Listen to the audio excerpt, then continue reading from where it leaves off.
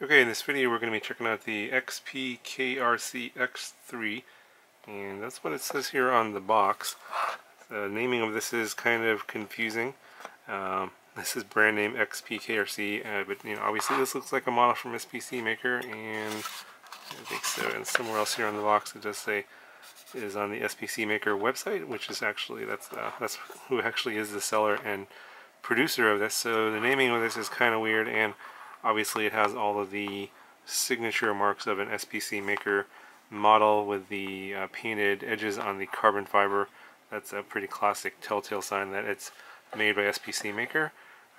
This, I guess, let's call this the X3 from this point forward. It's kind of a stretched X here with the arms pushed to the edges of the frame.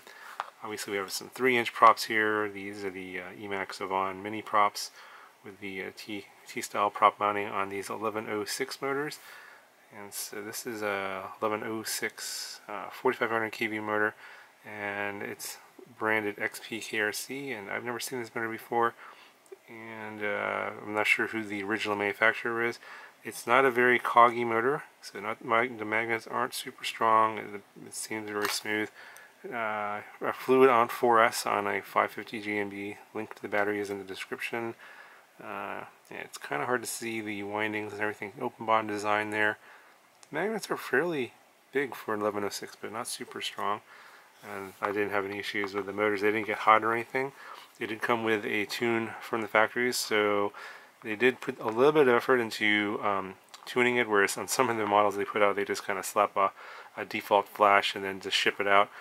They did put some PIDs on here that are okay. You'll see that. I'll talk about that in the flight demo. It's not the greatest tune. Plus, they're on an older version of Betaflight 324. Would have been nice to at least see 3.3. Plus, they had certain things disabled, like air mode, which I forgot to enable. Usually, I would turn that on. Most of the time, they leave that off. And for example, they had motor stop on. And this one, for some reason, sometimes they have it off, sometimes they have it on. This one they had it on, so I turned it off, which is actually a way I prefer to fly. So there are a few things I had to change, but for the most part, I didn't really change a lot. Just changed my rates. I bound the receiver, FreeSky XM Plus, to my transmitter, and put the props on, charged up a 4S LiPo, the 550 GMB, and went and flew it. And I did, when I did plug it in the first time, I did notice that the OSD on the camera was on, which I don't like, so I went ahead and turned that off. They didn't include the joystick for the camera. It's a Runcam Microspiro 2, but there's a little dongle there, so I happen to have that joystick already. Plugged it in. I just turned the OSD off. I left all the other settings alone, and I did change the settings on the OSD to move them around on the screen to where I liked it to. But otherwise, I think it took me about 5 minutes to get this ready to go. I didn't do any tuning on it. I just put the props on, charged up a battery, I took it out and flew it, and you'll see the maiden flight here in a second. It flew okay.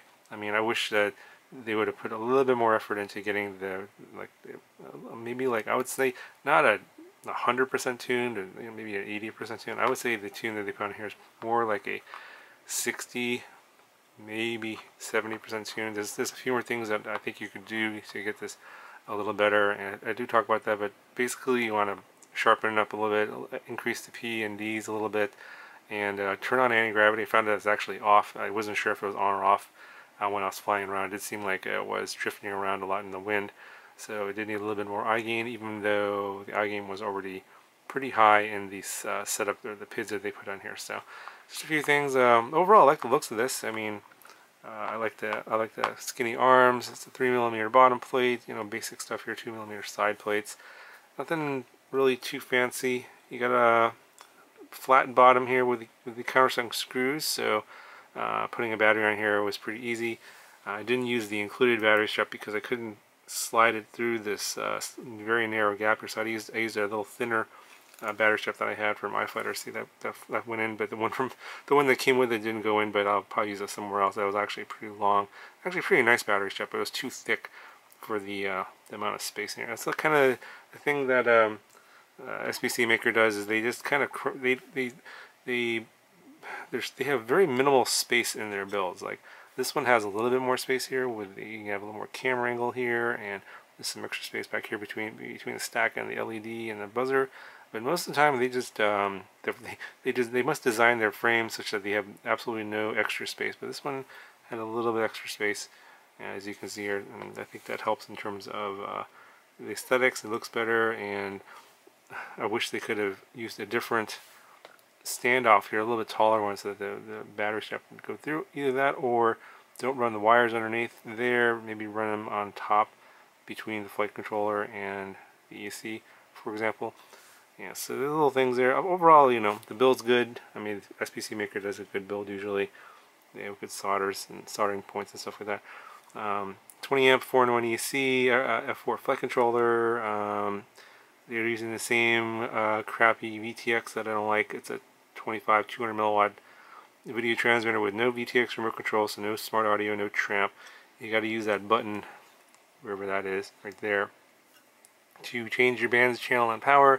And the system that they're using for this one is not good. So yeah, wish they would get rid of that. They're still using that in their stacks, but the other two components, the flight controller and the AC, are okay. I just don't like the video transmitter. Now the transmission is fine. The video feed was okay in terms of, I think it was flying at 25 milliwatts. That's no problem. It's just that using it in terms of changing your channel's band and power is a hassle with this particular model. And you know what? Pretty much any new model that comes out now should have a video transmitter that has VTX remote control. So I'm going to give it poor marks for that one. Okay, so let's get a weight measurement here with the without any LiPo, it's just no battery, and we're coming in at about 88.09 grams. So it's actually on the light side, surprisingly. Okay, so it's a little bit on the light side. Obviously, 1106 motors. If you guys remember the review we did on the LS X140, it's also 3-inch frame with the same props here, the Emax 3-inch props, but that had a 1206 motor at the same KV. So that one had, I thought, a little bit more, not quite, well, just a tiny bit more top end, but in terms of the low end, I thought this one was a little bit less. The 1206 had a little bit more throttle resolution on the lower end of the throttle versus this one. This one felt like a typical 1106. It felt like very similar to the way the Emax 1106 felt on the Babyhawk R 3-inch. So if you already have the Babyhawk R 3-inch, obviously it uses the same prop, same stator size motor and KV. This is going to feel pretty similar. I think that model is actually a little bit heavier than this one, so you know, take that for what it is. But yeah, if you're kind of wondering if there's a difference in the flight experience, this is pretty similar to that model. Okay, so I almost forgot to give you the measurements. The motor to motor distance is about 135 millimeters.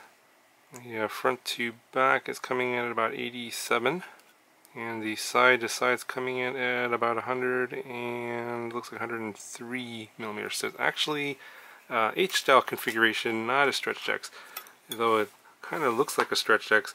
If you look at the way that a lot of like the floss frames are kind of like where the arms are kind of pushed to the edges of the frame, that's what I was kind of reminded of a stretch X. So I think the floss is a stretch X, but this is actually an H-style frame. So I didn't really notice that much difference in terms of flight characteristics, probably because the tune wasn't as perfect as it could have been.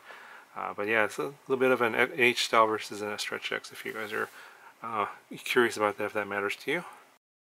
Okay, so these are the PIDs that came stock. Just going to fly on defaults. What it came with, we'll see how good their tune is.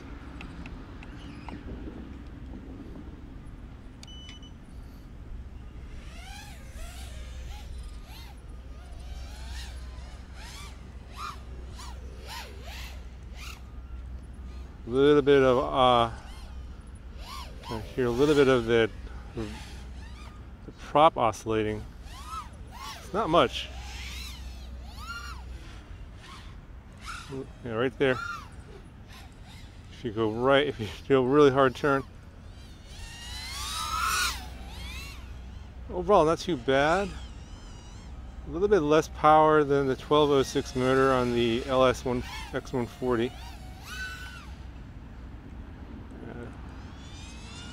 So it's a bit windy up there. Got quite a bit of drift on that flip over. Right there you can see that.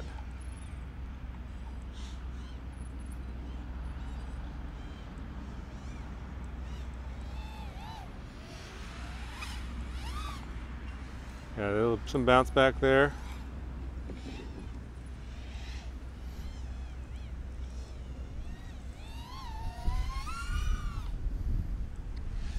Yeah, it gets a little out of sorts there when you drop the throttle. It's possible air mode's not on. I didn't check that. I usually turn that on. Yeah, so if I keep the throttle on, it looks like it's okay. I have a feeling that air mode is actually not enabled. I usually try and turn that on, but I'm pretty much just kind of flying this stock. Just put the props on, charged up the battery. I did change my rates to what I like, because I don't like the rates that they put in here. Yeah, bounce backs, that's just the tune. Looks like it needs a little bit of sharpening up on probably the P gain. But I think air mode's off. I'll have to confirm that. I'll put a little thing up on the screen here after I go home and confirm this and edit the video.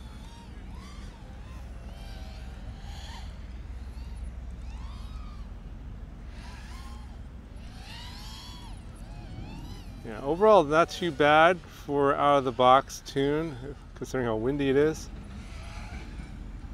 Could use a little bit of work, but they are on an older version of Betaflight. It's like 3.2.4.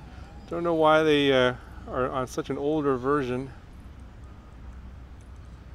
They didn't flash the XM Plus receiver either, so no RSSI. And I'm running a 4S LiPo. It's the same stator size motor as on the Babyhawk R 3-inch. The 1106 4500 kV.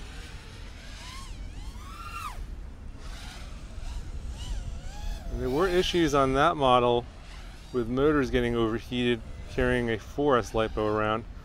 So I'll have to check the motor temps after this flight. I don't hear anything in the tune to indicate that the motors should be overheating, but you never know. We're already at 3 minutes of flight here.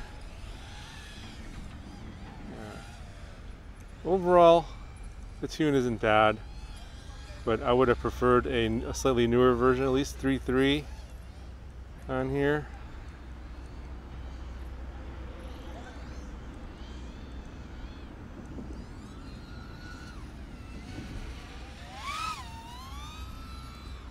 Okay, that's the end of the battery right there. About 3 minutes and 45 seconds. About the voltage just bounced back up to like 14.5 volts. Let's do one more punch out from down at the end of the park here, as I'll probably kill off the rest of the battery. Yeah, and you can see when I'm full throttle there that it needs more anti-gravity. I think the anti-gravity is like a 1, which is too low, even though there's really high eye gains on the default tune here. So I would recommend either bumping up your eye gains or increasing anti-gravity. Obviously a newer version of Betaflight would be preferred, but this is not too bad. I can get a pretty good flight time. It's at 14.4 volts. Yeah, I think the tune's just a little on the loose side. They probably did that just for tolerances purposes. If they make it too tight, then certain builds are going to have oscillation problems when they got out of the factory. So I would recommend bumping up the P gains a little bit, possibly the D gains, and then increasing anti-gravity. I think you'll have a pretty nice tune. So go ahead and end the flight here. About 5 minutes of flight time. Check the motor temps. If they're hot, I'll put a little thing up on the screen here, but I think they'll be fine.